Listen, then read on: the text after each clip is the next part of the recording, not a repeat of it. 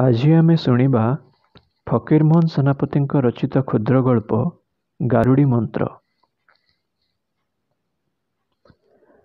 ଏଇଟା ହେଲା 30-40 ବର୍ଷ ତଳର କଥା। କଟକରେ କଲେଜ ନୂଆ ବସିଛି। FA କ୍ଲାସ୍ ପର୍ଯ୍ୟନ୍ତ ପଢ଼ା ହୁଏ। ଉପର କ୍ଲାସରେ ଗୋଟି 15-16 ଛାତ୍ର। ସେଥିମଧ୍ୟରୁ 8-10 ଗୋଟି ମଫସଲିଆ ସହର ଭିତରେ ନାନା ଜାଗାରେ ବସା କରି ରହିଛନ୍ତି। ସେତେବେଳେ କଲେଜରେ ବୋର୍ଡ଼ିଂ ନଥିଲା। କଟକ ଚୌଧୁରୀ ବଜାର ଭିତରେ ଗୋଟିଏ ସାଦା ଦୋମହଲା କୋଠାରେ ବସା। ଛାତ୍ରଟିର ନାମ ମଦନ ମୋହନ। ନାମଟି ପରି ପିଲା ଦେଖିବାକୁ ମଧ୍ୟ ମଦନ ମୋହନ। ବୟସ ଜଣାଯାଏ 16-17 ଭିତରେ। ବସାରେ ପୂଜାହାରୀ, ଗୋଟିଏ ଭଣ୍ଡାରୀ ଆଉ ସାଆନ୍ତ, ଏଇ 3ଟି ଲୋକ। ହେଲେ କ'ଣ, କେହି ଭାର କାନ୍ଧେଇ, କେହି ବୋଝ ମୁଣ୍ଡେଇ, କେହି ତୁଚ୍ଛା ହାତରେ ରୋଜିନା 2-3 ଜଣ ଧୂଳିଗୋଡ଼ିଆ ଲୋକ ଯାଆସ କରନ୍ତି। ଦିନେ ବୋଲି ଉପରି ଲୋକର ଛୁଟଣ ନାହିଁ। ଜିନିଷପତ୍ର ଧରି ଉପରି ଲୋକଙ୍କ ଯାଆସ କରିବାର ଦେଖି ବସା ଆଖପାଖ ଦୋକାନୀଏ ବୁଝିଗଲେଣି, ଏଇ ବାବୁ ପିଲାଟି ମଫସଲର କୌଣସି ଜମିଦାର ଘରର ପୁଅ ହବ। ଢେର ଦିନ ପାଖରେ ଥିବା ଲୋକର ପରିଚୟ ଜାଣିବା ପାଇଁ ଲୋକଙ୍କ ସହଜରେ ଇଚ୍ଛା ବଳେ। ତା ଉପରେ ପୁଣି ବଡ଼ ଲୋକ ହେଲେ ଲୋକେ ଆଗେ ପରିଚୟ ଖୋଜି ବସନ୍ତି। ପାଖ ଲୋକ ସମସ୍ତେ ଜାଣିଗଲେଣି, ପିଲାଟି ବଡ଼ନଈ ପରଗନାର ଶାଳପାଳ ତାଲୁକର ଜମିଦାର ଗୋଲାପ ଲୋଚନ ପଟ୍ଟନାୟକଙ୍କର ପୁଅ। ଏହା ମଧ୍ୟ ଜଣାଗଲାଣି, ଜମିଦାରଙ୍କର ଏଇ ଗୋଟିଏ ବୋଲି ପୁଅ। ପୃଥିବୀରେ ଯେତେ ପ୍ରକାର ହତଭାଗ୍ୟ ଲୋକ ଅଛନ୍ତି, ସେମାନଙ୍କର ଯଦି ଶ୍ରେଣୀ ବିଭାଗ କରାଯାଏ, ଏକ ପୁଅ ବାପ ମା ନିଶ୍ଚୟ ପ୍ରଥମ ଶ୍ରେଣୀରେ ପ୍ରଥମରେ ପଢ଼ିବେ। ଏକଥା ଲେଖକ ତମ୍ବା ତୁଳସୀ ଶାଳଗ୍ରାମ ଛୁଇଁ ଦୃଢ଼ ରୂପେ ବୋଲିବାକୁ ପ୍ରସ୍ତୁତ ଅଛି। ପୁଅ ଖାଇ ନାହିଁ, ବାପା ମାଙ୍କ ଉପାସ। ପୁଅଟିର ବେରାମ, ଆଖିରେ ନିଦ ନାହିଁ, ପେଟରେ ଭୋକ ନାହିଁ। ଦିନ ରାତି ବିଛଣା ପାଖରେ ଜଗି ବସିଛନ୍ତି। ପୁଅଟି କାହିଁ ସୁଖରେ ରହିବ, ଦିନ ରାତି ଭାବନା। ଆପଣାର 3 ଲୁଗା ପୁଅ ସକାଶେ ଯଥା ଉପରେ ଯଥା କିଣା ଲାଗିଛି। ଦେହର ରକ୍ତ ପରି ଟଙ୍କାଗୁଡ଼ିକ ପୁଅ ପାଇଁ ଅକାରଣ ବା ସକାରଣ ପାଣି ପରି ଖରଚ କରିବାକୁ ଟିକିଏ ହେଲେ ହାଲିଆ ହୋଇପଡ଼ିବେ ନାହିଁ। ପରକାଳ ଗତି ପାଇଁ ପ୍ରଭୁଙ୍କ ନାମ ଶୁଣିବାକୁ ବି ବେଳ ମିଳେ ନାହିଁ। ବାପା ମାଙ୍କର ଯେତେ କିଛି ଧର୍ମ କାର୍ଯ୍ୟ, ସବୁଗୁଡ଼ିକ ପୁଅର ମଙ୍ଗଳ କାମନାରେ। ମଦନ କଟକରେ ପଢ଼ୁଛି। ବାପା ମାଙ୍କ ପିଣ୍ଡରେ ଅଛି ପ୍ରାଣ, ମନ ରହିଛି ପୁଅ ପାଖରେ। ରୋଜିନା ପୁଅ ଦେହପାରେ ମଙ୍ଗଳ ବାତିନ ନ ପାଇଲେ ସାଆନ୍ତାଣୀ ଅଥୟ ହୋଇପଡ଼ନ୍ତି। କଟକ ସହର ଦୋକାନର ଚାଉଳଗୁଡ଼ାକ ପାଣି ପଶା, ବାଲିଗୋଡ଼ି ମିଶା, ମଳୁଖିଆ। ସାଆନ୍ତାଣୀ ଉଆସ ମଧ୍ୟରେ ପୋଇଲିମାନଙ୍କୁ ଲଗାଇ ଉଆପଖିଆ ସରୁ ଉରିଆ କୁଟାଇ ବାହାଙ୍ଗି ବେଠିଆରେ କଟକ ପଠାଇଦେଲେ। ତୋଟାରୁ ପାଚିଲା କଦଳୀ କାନ୍ଦିଏ ଆଇଲା। ମା ମନ କେତେକ ବୁଝେ। ଆଗରୁ ହାଣ୍ଡିଏ ଫୁଲବଡ଼ି ପରା ହୋଇଥିଲା, ସବୁ କଟକକୁ ଘେନିଯା, ଆଜି ପଠାଇବାକୁ କିଛି ନାହିଁ। ତୁଚ୍ଛା ହାତରେ ହେଲେ ଜଣେ ନଗଦୀ ପାଇକ ଧାଇଁ ଯାଇ ପୁଅକୁ ଦେଖି ଆସୁ। ରୋଜିନା ଏହିପରି ଚାଲିଛି। ଜମିଦାର ଗୋଲାପ ଲୋଚନ ପଟ୍ଟନାୟକେ ଆପେ ପାଠୁଆ ନ ହେଲେ କ'ଣ ହେଲା, ପାଠର ମର୍ଯ୍ୟାଦା ବୁଝନ୍ତି। ଏଥିସକାଶେ ସେ ଆଖି କାନ ବୁଜି ଇଂରାଜୀ ପାଠ ପଢ଼ିବା ସକାଶେ ପୁଅକୁ ବିଦେଶକୁ ପଠାଇ ଦେଇଛନ୍ତି। ମଦନ ଉଛୁଣିକା କଲେଜର ସବା ଉପର କ୍ଲାସରେ ପଢ଼େ। କଲେଜ ପଢ଼ା ବହି ଛାଡ଼ି ବାହାର ବହି ଢେର ପଢ଼ିଗଲାଣି। ଭେଣ୍ଡିଆମାନେ ଉପନ୍ୟାସ ପଢ଼ିବାକୁ ସୁଖ ମଣନ୍ତି। ମଦନ ବି ଢେର ଗୁଡ଼ାଏ ଉପନ୍ୟାସ ପଢ଼ିଗଲେଣି। ମଦନ ପିଲାଟା ଖୁବ୍ ଗମ୍ଭୀର, ମନମରା ଲୋକ। ହେଲେ କ'ଣ, ଯୋଗିକା ରୋଗିକା ଭୋଗିକା ନିଶାନ, ଆँଖ ସେ ଜାନ ଔର ଆँଖ ସେ ପହଚାନ। ପାଟି ଫିଟାଇ ନ କହୁ, ମଣିଷ ମନର କଥା ଆଖିରୁ ଧରାପଡ଼େ। ଦେଖାଗଲାଣି, ମଦନ ଉପନ୍ୟାସ ବହି ଖଣ୍ଡେ ହାତରେ ଧରି ଏକଧ୍ୟାନରେ ଭକ୍ ଭକ୍ କରି ଉପରକୁ ଅନାଇ ଢେର ବେଳ ଯାଏ କ'ଣ ଭାବେ। ସଞ୍ଜବେଳେ ନଈକୂଳରେ ବସି ଏଇପରି ଭାବୁଥିବାର ଦେଖାଯାଏ। ମଦନ ସାଙ୍ଗ ପଢ଼ୁଆ ହୃଦୟର ବନ୍ଧୁ ଗୋକୁଳିବାବୁ ମଦନର ଏହିପରି ଭାବ ଦେଖି ପଚାରିଲେଣି, ମଦନ, ଏପରି ବସି କ'ଣ ଗୋଟାଏ ଭାବୁରେ? बंधु पाखरे मनर कथा फेई कहिले मन टिके हालुका हुए। दिने मदन हठात कही पकाइला, गोकुली एई उपन्यास खंड पढ़िल, नायक नायिकांकर केमंत मधुर प्रणय पढ़िल। गोकुली हसी हसी कहिले, ओहो बुझिची, तुमे एईपरी नायिकाटिए खोजुच परा। दुई बंधु खूब हसाहसी हेले। मनुष्य कौनसी कार्य लगी पड़ा आगे ताहार मनरे तीनोटी अवस्था घटे। प्रथमे अनुभूति, द्वितीय भावना, तृतीय इच्छा। गीतिकार मध्य सेहीपरि कथाटाए कहिछन्ति, ध्यायतो विषयान् पुंस संगस्तेतु पजायते। तरुण बयसर सरल मन प्रणय आड़कू सहजरे ढली पड़े। मदन उपन्यासरे नायक नायिकांक प्रणय कथा पढ़ी पढ़ी स्थिर कलाणी एहीपरि कन्याटिए पाइले विवाह हब। संगे संगे मनरे पड़ीगला, कुजीपरी नई नई गोड़ टिपी गमना, मुखचंद्र आवृत हाते लंब ओढ़णा, चू चू कथा कहे हाउड़ी समाना, घर कोण बासिनी बिरस बदना, मार्जार शिशुपरी मुद्रित नेत्रा, तैल हरिद्रा बिलेपित गात्रा। हाय हाय दर फुटिला पद्मटीकू बोरझांझीरे घोड़ाई पकांती। देशर की कुप्रथा किस्कार, छी छी छी। एहीपरी गोटिए काठ कंढईटाकू किए बाहाब म? मु नहेबी नाही पछके बाहा। 4-6 मास उतारे दिने फूल संज समय, मुंडरे गामुछा खंडे पाग करी गुड़िया, अंटारे पाछड़ा खंड भिड़ा आंठू जाए धूली, अल्प नई नई गोटिए बुढ़ा बाड़ी खंडिए ठुक ठुक करी बसा घर 2 महला उपरकू उठीगले। हातरे ढालटीकू धरी पिठीरे सान बोक्चाटिए पकाई पछरे जणे भंडारी चलीची। मदन बाबू तांकू देखी चमकी पड़िला परी होई पचारिले, ये अजा आपण कुआडे आइले, आपण कुआडे आइले? अरे अजांकू गोड़ धोइबाकू पानी दे रे, धाई जा बजारु जलखिया किणी आण रे। वृद्ध, हौ सबू हब, तू एडे व्यस्त होई पड़ना। नवागत एही बुढ़ाटीकू चिन्हाई देवा दरकार, नहिले पाठक किछि छंदी हेबे। वृद्ध नभगन दासे साआंताणीक मामू, मदनर अजा। दासे साआंतଙ୍କ घर छामुकरण, हेले कौन हला, मदन ठीक अजा परी भक्ति करे। अजा भी मुनिब पुओ बोली तुमे आपण न कही तू आरे बोली डाकती, सेहीपरि स्नेह करती। दासे गोड़ हाथ धोई टिके अल्प गड़ागड़ी करी खंडे आसनरे बसिचंती। दिने आसंती नहीं, आजी क्या आइले? मदनर मन लागिची। जाई पाखरे बसी पड़ी पचारिला, अजा क्या आसचंती? कौन लोड़ा बोलंतु, उआसरे सबू मंगल तो? वृद्ध, उआसरे सबू मंगल, समस्तक देहपा भल, खूब भल मंगल कथाटाए कहबाकू 10 कोस बाट धाई आसीची। बोलिबी, तू क्या एपरी छानिया होचु? मदन टिके लाज पाइला परी हेला, मात्र किपरि झाँ करी कथा मनकू बाजिगला। खूब भल मंगल कथा, एणे चंचल तो कहूनांती, कथा कौन? सफा बुझी न पारिले कौन हला, मात्र मनटा केमितिका गुड़ेई पुड़ेई हेउची, उदास उदास परी जना जाउची। उठी जाई पढ़िबाकू बसिला, हेले पढ़ारे मन लागू नाही। ए बही खंड से बही खंड तुच्छा अलट पालट करुची। अजा नाती दुहें खाई बसिचंती। अजा टिकिए गला खंकारी देई कथा आरंभ कले, बुझिलु मदन, बाप सात मते पठेइचंती, तते घेनी गाँ को जीवी, तोर विभागर। मदन अजा मुह को एक ध्यान चाही कथा शुणुथिले। विभागर एई कथाटी शुणी तांको मुंड बुलाई देलाणी। हातरू भात गुंडाए केतेबेले खसी पड़ला तांको जणा नाही। अजा शांत भात थालियारे हाथ नहीं तलुको अनाई कथा हांकी जाउचंती।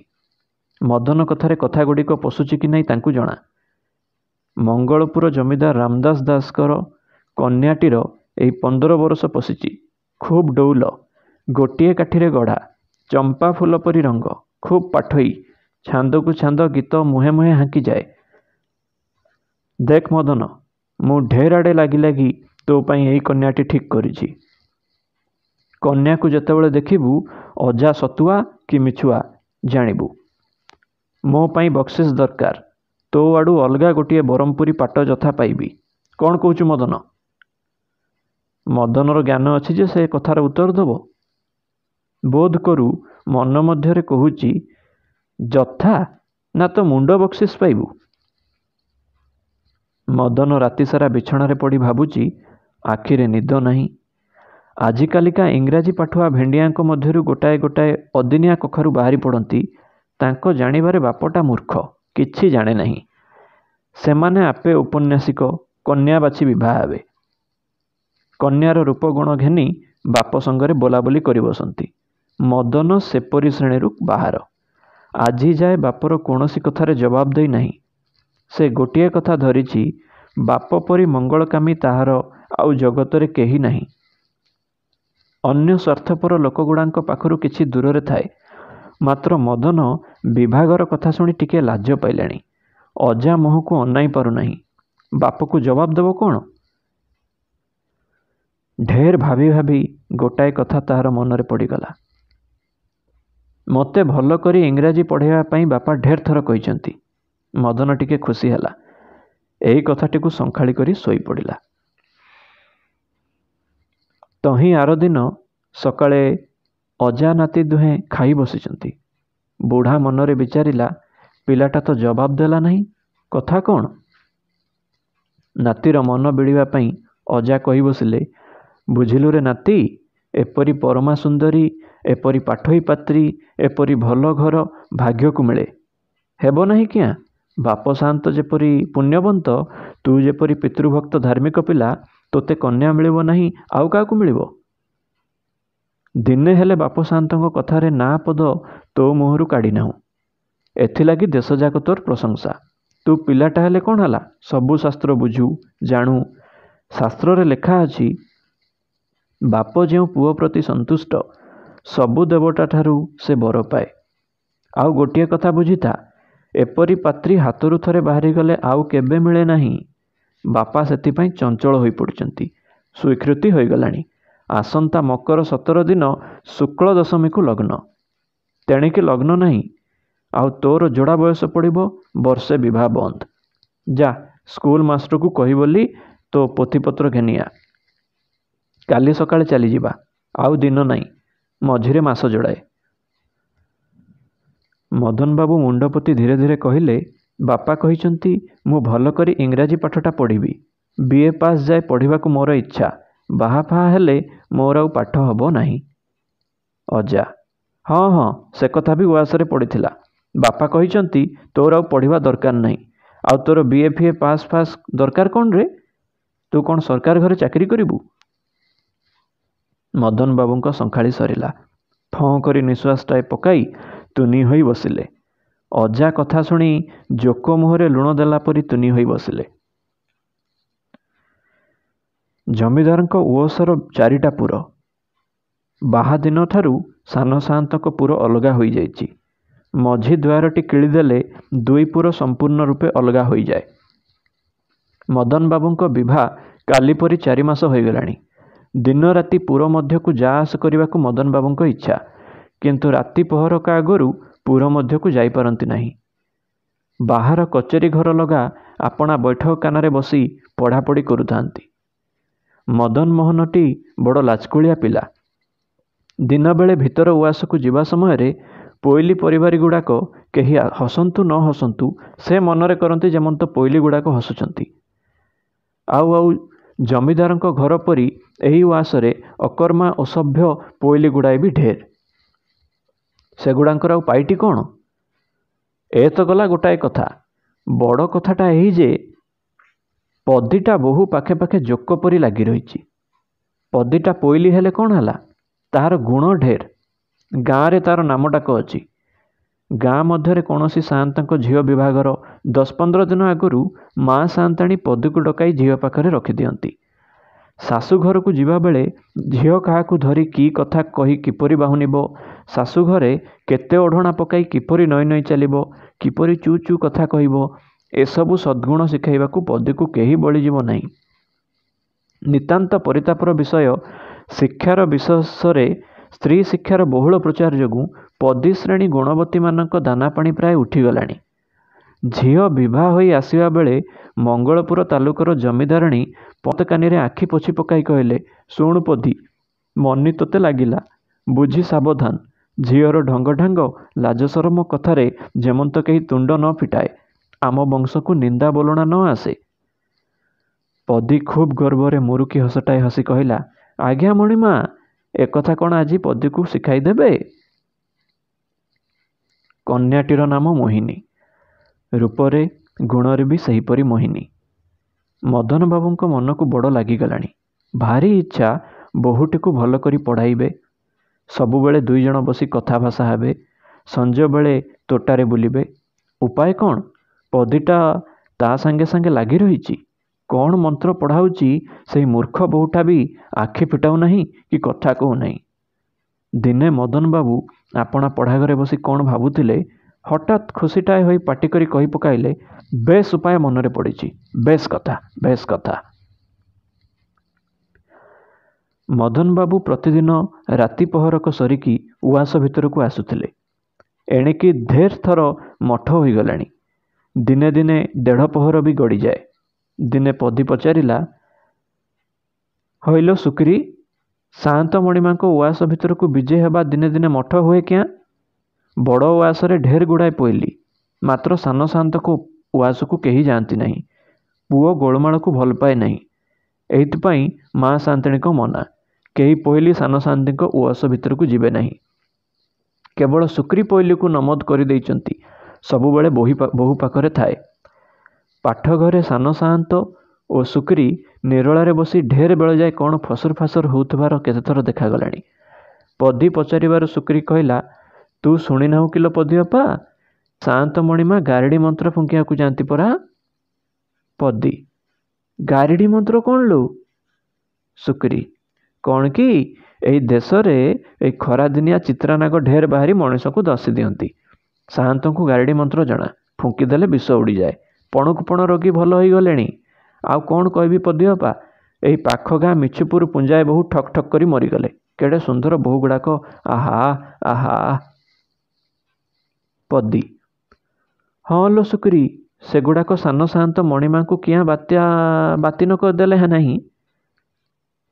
ଶୁକ୍ରୀ, ହଁ, ସାନ ସାଆନ୍ତ ବିଜେ କରିଥିଲେ, ଢେର ଫୁଙ୍କା ଫୁଙ୍କି କଲେ, ହେଲେ କ'ଣ ହେଲା, ବୋହୂ ଗୁଡ଼ାକ ଆପଣ ଦୋଷରୁ ମଲେ ମ। କଥା କ'ଣ କି, ସାଆନ୍ତ ଆଗ ମନ୍ତ୍ର ପାଣିରେ କାଠିମରା ରୋଗୀରେ ମୁହଁ ଧୋଇ ଦିଅନ୍ତି, ଆଉ ଜୁଡ଼ା ଫୁଟାଇ ଦିଅନ୍ତି। ଆଉ ଗାରିଡ଼ି ମନ୍ତ୍ର ଡାକିବା ବେଳେ ରୋଗୀ ମୁହଁରୁ ଲୁଗା କାଢ଼ି ସାଆନ୍ତଙ୍କ ମୁହଁକୁ ଚାହିଁ ରହିବା ବିଧି। ବୋହୂ ଗୁଡ଼ାକ ମନ୍ତ୍ର ପଢ଼ିବା ବେଳେ ଯେମିତି ମୁହଁ ଢାଙ୍କି ପକାଇଲେ, ଠକ୍ ଠକ୍ କରି ଢଳି ପଡ଼ିଲେ। ପଦୀ, ଆହା, ପାଖରେ କ'ଣ କେହି ପୁରୁଖା ମାଇପା ନଥିଲେ?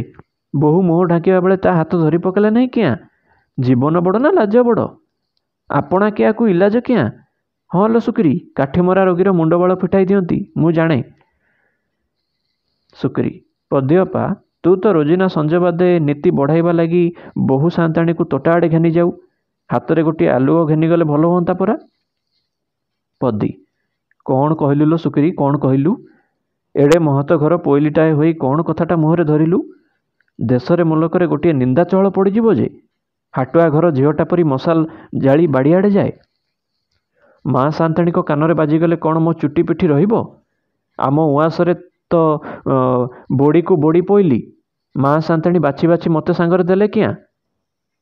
ଆଲୋ, ପଦୀ ଯେବେ ସାଙ୍ଗରେ ଅଛି, ଆମ ଜେମାଙ୍କର ଡର କ'ଣ? ସଞ୍ଜ ଗଡ଼ିଗଲାଣି। ଘର ଭିତରେ ସବୁ ଅନ୍ଧାର। ବୋହୂଟି ଓଢ଼ଣା ପକାଇ ତୋଟା ଭିତରୁ ଧୀରେ ଧୀରେ ଚାଲିଛି। ପଦୀ ବାହାଟି ଧରି ଚଳାଇ ଆଣୁଛି। ତୋଟା ଦୁଆର ବନ୍ଧ ଦେଇ ଯେମିତି ଘର ଭିତରକୁ ପଶିବେ, କବାଟ କଣରୁ ଦେଢ଼ ହାଟ ଲମ୍ବ ସାପଟାଏ ବାହାରି ବୋହୂ ଆଉ ପଦୀ ଗୋଡ଼ପାଖ ବାଟେ ହଳ ହଳ କରି ଚାଲିଗଲା। ପଦୀ ତ ବୋହୂଟାକୁ ପେଲି ଦେଇ ବୋପାଲୋ ବୋଲି ରଡ଼ିଟାଏ ଛାଡ଼ି ଘରେ ପଶି କବାଟ କିଳିଦେଲାଣି। ବୋହୂଟା ହାଉଳି ଖାଇ ଠା ପଡ଼ିଗଲା, ଚେତା ନାହିଁ। ଶୁକ୍ରୀ ଅଳ୍ପ ଦୂରରେ ବସିଥିଲା, ଆସି ବୋହୂଟିକୁ କାଖେଇ ପହଡ଼ ଘର ଭିତରକୁ ଘେନିଗଲା। ମୁହଁରେ ପାଣି ଛିଞ୍ଚିବାରୁ ବୋହୂର ଚେତା ପଶିଲା। ଶୁକ୍ରୀ କହିଲା, ଆପଣ କିଛି ଡରିବେ ନାହିଁ, ସାଆନ୍ତକୁ ଡାକି ଆଣୁଛି, ଏଇ ଲାଗେ ରୋଗ ଭଲ କରିଦେବେ। ସାନ ସାଆନ୍ତକୁ ଦେଖି ବୋହୂଟାର ସାହସ ହେଲାଣି। ବରଡ଼ା ପତ୍ର ପରି ଥରୁଥିଲା। ଏବେ ଓଢ଼ଣାଟି ପକାଇ ତୁନି ହୋଇ ବସିଛି। ସାନ ସାଆନ୍ତଙ୍କ ତୁଣ୍ଡ ଶୁଣି ପଦୀ ବି ଆସି ପହଞ୍ଚିଗଲା। ମାତ୍ର ଏ ପର୍ଯ୍ୟନ୍ତ ତା ଦେହଟା ଟିକେ ଥରୁଛି, ପାଟିରୁ କଥା ବାହାରୁ ନାହିଁ। 2 ଖଣ୍ଡ ଆସନ ପଡ଼ିଲା। ବୋହୂ ଆଉ ସାନ ସାଆନ୍ତ ମୁହାଁମୁହିଁ ହୋଇ ବସିଲେ। ସାଆନ୍ତ ପଚାରିବାରୁ ପଦୀ କହିଲା, ହଁ ମୁଁ ସାପଟାକୁ ଦେଖିଛି। 3 କି 4 ହାତ ଲମ୍ବ, ଦେହଯାକ କଳା ହଳଦିଆ ଡୋରା ଡୋରା ଚିତ୍ର ହୋଇଛି। ମୁଁ ଯେମିତି ସାପଟାକୁ ଦେଖିଲି ତାକୁ ବାଡ଼େଇବା ପାଇଁ ଜେମାଙ୍କୁ ବସାଇ ଦେଇ ବାଡ଼ି ଖୋଜିବାକୁ ଧାଇଁଲି। ଦୁଷ୍ଟ ଶୁକ୍ରୀଟା ମୁହଁରେ ଲୁଗା ଦେଇ ଟିକେ ହସିଲା। ସାପ କାମୁଡ଼ିଛି କି ନାହିଁ ସାଆନ୍ତ ବୋହୂ ଗୋଡ଼ ଭିଡ଼ି ଆଣି ପରଖି ବସିଲେ। ବୋହୂଟା ଗୋଡ଼ ଭିଡ଼ି ନେଉଥାଏ। ସାଆନ୍ତ କହିଲେ, ହାଁ ହାଁ, ଏପରି କଲେ ମନ୍ତ୍ର କାଟୁ କରିବ ନାହିଁ। ଦେଖାଗଲା ବୋହୂ ବାଁ ଘୋଇଟିରେ ଘାଉଡ଼ ହେଇଛି। ସାଆନ୍ତ କହିଲେ, ହଁ ହଁ ସତ, ପଦୀ କଥା ସତ। ଏଟା ଚିତ୍ରା ନାଗ, ଦେଖୁନ ଗୋଟେ ଦାନ୍ତ ବସିଛି। ଏ ନାଗର ଗୋଟିଏ ବୋଲି ଦାନ୍ତ। ଚିନ୍ତା ନାହିଁ, 2 କଲି ମନ୍ତ୍ର ଡାକିଦେଲେ ସବୁ ବିଷ ହରିଯିବ। ଆଲୋ ଶୁକ୍ରୀ, ଯା ଡେବ୍ରି ହାତରେ ପୋଖରୀରୁ କଂସାଏ ପାଣି ଆଣ। ଡେବ୍ରି, ଆଖି ବୁଜି ଯିବୁ। ସାପର ଗୋଟାଏ ଦାନ୍ତ ପରା। ସାଆନ୍ତ, ହଁ, ଏବେ ମୋର ଲୁଗା କାଢ଼। ବୋହୂ ଓଢ଼ଣାଟାକୁ ଆହୁରି ଭିଡ଼ି ଦେଉଛି। ପଦୀ, ଆଗୋ ମା, ଓଢ଼ଣା କାଢ଼ କହି ଆଗେ ଓଢ଼ଣାଟି କାଢ଼ି ପକାଇଲା। ବୋହୂଟା ଭିଡ଼ି ମୋଡ଼ି ହେଉଥାଏ। ପଦୀ ଆଉ ଶୁକ୍ରୀ ଦୁହେଁ ଯାକ ବୋହୂର 2 ବାହୁ ଆଣ୍ଟ କରି ଧରି ବସିଥାନ୍ତି। ସାଆନ୍ତ ବୋହୂର ଜୁଡ଼ା ଫୁଟାଇ ପକାଇଲେ। ଜୁଡ଼ା ଫିଟାଇଲା ବେଳେ ବୋହୂଟା ବଡ଼ ଭିଡ଼ି ମୋଡ଼ି ହେଲା। ପଦୀ ମୁଣ୍ଡରେ ପିଠିରେ ହାତ ବୁଲାଇ ବହୁତ ହେମତ ଦେଉଥାଏ। ବୋହୂଟା ଆଉ କ'ଣ କରିବ? ଯୋଡ଼ାଏ ମାଇକିନିଆ ଆଣ୍ଟ କରି ବସିଛନ୍ତି। ପଦୀ ପିଠିରେ ହାତ ବୁଲାଇ ହେମତ ଦେଉଥାଏ। ସାଆନ୍ତ ପାଣିକଷାଙ୍କ ମନ୍ତ୍ରୀ ବୋହୂ ମୁହଁ ଘାଉଡ଼ ଜାଗା 3 ଥର କରି ଧୋଇଦେଲେ। ତାହା ବାଦେ କହିଲେ, ଏବେ ମୁଁ ଗାରିଡ଼ି ଡାକିବି। ମୋ ମୁହଁକୁ ଏକ ଧ୍ୟାନରେ ଚାହିଁ ରହିବାକୁ ହେବ। ଏଣେ ଜୀବନ ବିକଳ କଥା, ତେଣେ ମାଇକିନିଆ 2ଟାଙ୍କ ପାଟି, ଚାହଁ। ବଡ଼ କଷ୍ଟରେ ବୋହୂ ମୁଣ୍ଡଟାକୁ ଟିକେ ଓହଳେଇ ସାଆନ୍ତଙ୍କୁ ଏକ ଧ୍ୟାନରେ ଚାହିଁ ରହିଲା। ବାବୁ ଗାଡ଼ି ମନ୍ତ୍ର ଡାକିଲେ। ଅଂ କାଳିନ୍ଦୀ ହ୍ରଦରେ ଥିଲା କାଳୀ, କୃଷ୍ଣ ଗଲେ ପଦ୍ମ ତୋଳି, କାଳୀ ଦେଲା କାମୁଡ଼ି, ଶ୍ରୀକୃଷ୍ଣ ଗଲେ ପଡ଼ି, ଗରୁଡ଼ ଅଇଲା ଉଡ଼ି କରି, ବିଷ ଗଲା ଘାଁ ମୁହଁରେ ହରି। ଆଫୁ ଆଫୁ ଆଫୁ। ଏହିପରି 7 ଥର ମନ୍ତ୍ର ପଢ଼ି ସାରି ରୋଗିଣୀ ବେକରେ ଖଣ୍ଡେ ମନ୍ତ୍ର ସୂତା ବାନ୍ଧିଦେଲେ। ସାଆନ୍ତେ କହିଲେ, ଚିତ୍ରା ନାଗସାପ ବିଷ 5 ଦିନ ରହେ। 5 ଦିନ ସକାଳ ସଞ୍ଜ ମନ୍ତ୍ର ଫୁଙ୍କାଯିବ। ସାଆନ୍ତେ ଦେଖିଲେ ରୋଗିଣୀ ଦେହରୁ ଅସଲ ବିଷଟା ଢେର ଛାଡ଼ିଗଲାଣି। ମନ୍ତ୍ର ଫୁଙ୍କା ବେଳେ ବୋହୂଟା ଖୁବ୍ ବଳରେ ଓଠ କାମୁଡ଼ି ରହୁଛି। ହସ ସମ୍ଭାଳି ପାରୁନାହିଁ। 5ମ ଦିନ ସକାଳେ ସାଆନ୍ତ କହିଲେ, ବୋହୂ ବେକରେ ଯେଉଁ ସୂତା ବନ୍ଧା ହେଇଛି, ଶନିବାର ବଡ଼ି ସକାଳେ ଜଣେ ବିଧବା ସ୍ତ୍ରୀ ଅଧୁଆ ମୁହଁରେ ଡେବିରି ହାତରେ ସେ ସୂତା ଛିଣ୍ଡାଇ ନେଇ ଏକ ମୁହାଁ ଚାଲିଯିବ। 3 ମାସ 3 ପକ୍ଷ 3 ଦିନ ଦେଖାଦେବ ନାହିଁ। ପଦୀ ଚଞ୍ଚଳ କହି ପକାଇଲା, ଆଉ କାହା ହାତରେ ହେବ ନାହିଁ, ମୁଁ ସୂତା ଛିଣ୍ଡାଇ ନିଆଯିବି। ସାଆନ୍ତ ତ ସେଇ କଥା ଖୋଜୁଥିଲେ। ମନରେ ବଡ଼ ଖୁସି। ପଦୀ ମନରେ ବି ବଡ଼ ଆନନ୍ଦ। ଭଲ ହେଲା, ଗାଁକୁ ପଳାଇବା। ଏ ସାପୁଆ ମୁଲକରେ କିଏ ରହିବ ମ? ମାସେ 2 ମାସ ବିତିଗଲାଣି। ସ୍ତ୍ରୀ ପୁରୁଷ 2 ଜଣ ଉଆସ ଭିତରେ ପଢ଼ାପଢ଼ି କରନ୍ତି। ଉଆସ ପଛତୋଟା ନିରୋଳା। 2 ଜଣ ଫୁଲ ବଗିଚାରେ ସଞ୍ଜବେଳେ ବୁଲାବୁଲି କରନ୍ତି। ମୋହିନୀଟା ବୁଦ୍ଧିମତୀ, ଗୁଡ଼ାଏ ପଢ଼ିଗଲାଣି। ଦିନେ ମୋହିନୀ ହସି ହସି କହି ପକାଇଲା, ହଁ ହେ, ତୁମେ ଏଡ଼େ ଦୁଷ୍ଟ ନା? ଖଣ୍ଡେ କାଗଜ, ଖଣ୍ଡେ ଡାଙ୍ଗ ପଲଙ୍କ ତଳୁ କାଢ଼ି ଆଣିଲା। 3 ଆଙ୍ଗୁଳି ଅନ୍ଦାଜ ଚଉଡ଼ା, 1.5 ହାତ ଲମ୍ବ ଖଣ୍ଡେ କାଗଜ। କଳା ଆଉ ହଳଦୀରେ ଚିତ୍ର ହୋଇଛି। ଏକ ପାଖ ମୁଣ୍ଡରେ ଖଣ୍ଡେ ଗେଙ୍ଗୁଟି ବନ୍ଧା। ସେହି ଗେଙ୍ଗୁଟିଟା ଧରି ଫୋପାଡ଼ି ଦେଲେ କାଗଜ ଖଣ୍ଡକ ହଲଚଲ ହୋଇ ସାପ ପରି ଚାଲିଯାଏ। ଆଉ ଖଣ୍ଡେ ବାଉଁଶ କଣି ଆଗରେ ଗୋଟାଏ କଣ୍ଟା ବନ୍ଧା। ମୋହିନୀ ହସି ହସି କହିଲା, ତୁମେ ଏଡ଼େ ଦୁଷ୍ଟ, କବାଟ କଣରୁ କାଗଜ ଖଣ୍ଡ ଫୋପାଡ଼ି ଦେଇ କଣ୍ଟାଟା ଫୁଟାଇ ଦେଲ। ମଦନ ବାବୁ କହିଲେ, ହଇଲୋ ଶୁକ୍ରୀ, ୟାଙ୍କୁ କହିଦେଲୁ କିଆଁ? ସାପ ଦେଖାଇଲୁ କିଆଁ? ଶୁକ୍ରୀ ହସି ହସି ପଳାଇଲା। ସମାପ୍ତ।